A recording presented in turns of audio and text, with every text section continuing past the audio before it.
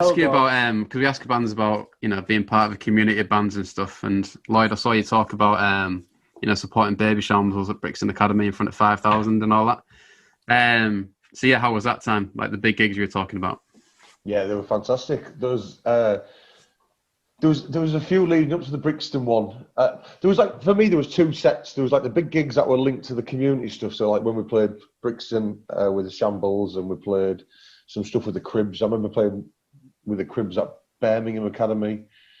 All the academies basically. So you played with your mates, and usually you was like the main support, and that was fantastic. And but then the other gigs were like the ones, I guess, on our own steam, like the Glastonbury's, the Leeds festivals, or when we sold out Coco, Camden Palais, which burnt down now, isn't it? Has it been sorted, that, Tom?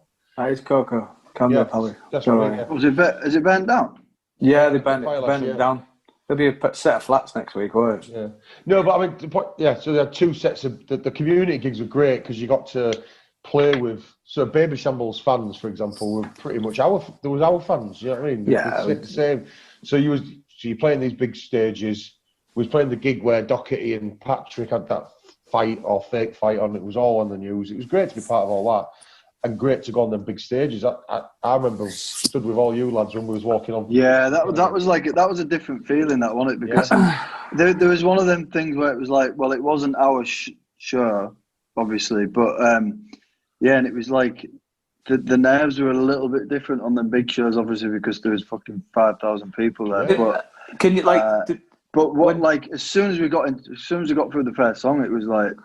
No, but Joe, when you talk about little moments, it was moments like that when you're playing at Brixton Academy when somebody stood there with a torch showing you the way to go on stage. Yeah. Like, you remember the fucking Moonwalker video? I knew this was coming. Do you know what I mean? When you're getting walked through the backstage, and when somebody stands there with a torch to show you onto a stage. I mean, and instead of Ali just shouting, if it's not Ali going, "Get the fuck on stage!" when someone's going, "You're going on stage now," and we're all like, "Oh, fucking hell! Oh, we actually need to be on stage." It's not like walk on music. No, it's not like we are the guests of a band, but because we've been supporting Baby Shambles at any squat dog shit venue, all that stuff, it was. To what when the crowd's going like cheering for Baby Shambles and you walk on stage and all they want is Baby Shambles and you walk on stage, and then they go, "Fucking nice one, you do your thing," without like no malice, because everyone who knows Baby Shambles knew us. They're like, give you your half an hour, fully support you. When you're in that big a venue, you can't even see the crowd because of the lighting. Like, that's why you have someone with a torch show you how to get on stage. Yeah. Then you're on stage, all you can see is the lights. And when the lights go down between songs, then you can see 5,000 people, and you're like, holy fuck, this is all right.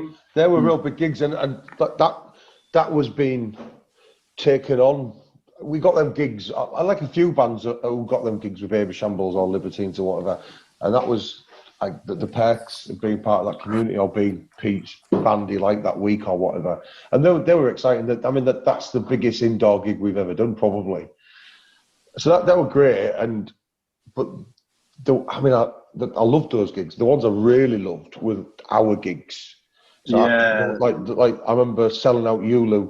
Our dirty 1,000 capacity gigs that we sold out. Yeah, they were our own. Yes, when we were touring.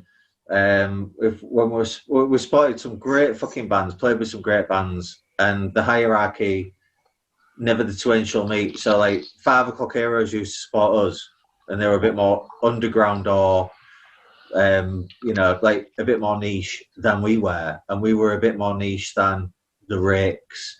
But under that level of bands, we would always sell out. Between us, 500 capacity venues. But when we had ones of our own, like that, the Ulu gig, 1,000 people, for ourselves, to walk on stage, and it's 1,000 people who love the sport bands who we're with, but you get to headline. That's a fucking privilege, right? And that was like a real